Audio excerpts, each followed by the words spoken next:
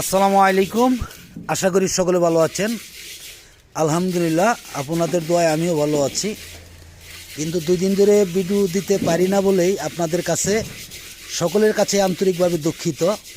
কারণ কালকে পেঁয়াজ রসুন ক্ষেতে কাজ করলাম, কিছু আলু উঠাইছি, আজকে মুড়ি বাজতেছি, এই জন্য কিন্তু কোথাও যেতে পারি নেই।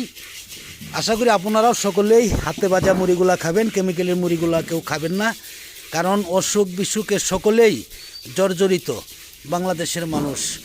এই জন্য সকলকেই বলি, রাসায়নিক সার ছাড়া কিন্তু মুড়ি হয় না।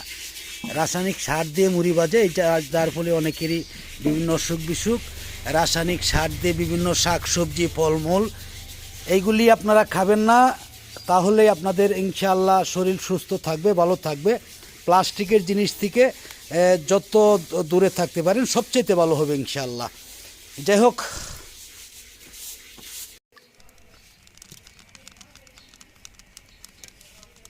এই দেখেন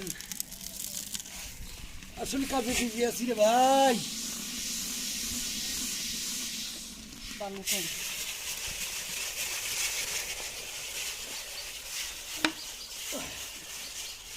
আমরা কিন্তু ওই কেমিক্যালের মুড়ি খাই না।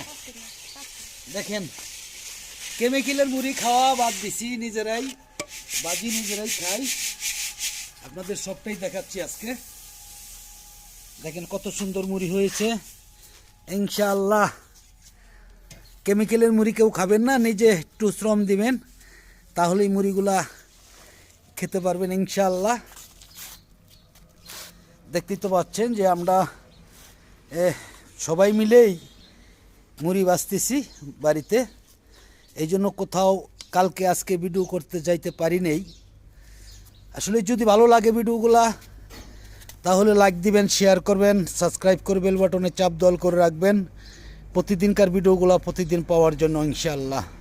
সকলে ভালো থাকুন, আবার নতুন কোনো ভিডিওতে দেখা হবে ইনশাআল্লাহ। আসসালামু আলাইকুম ওয়া রাহমাতুল্লাহি ওয়া বারাকাতুহু।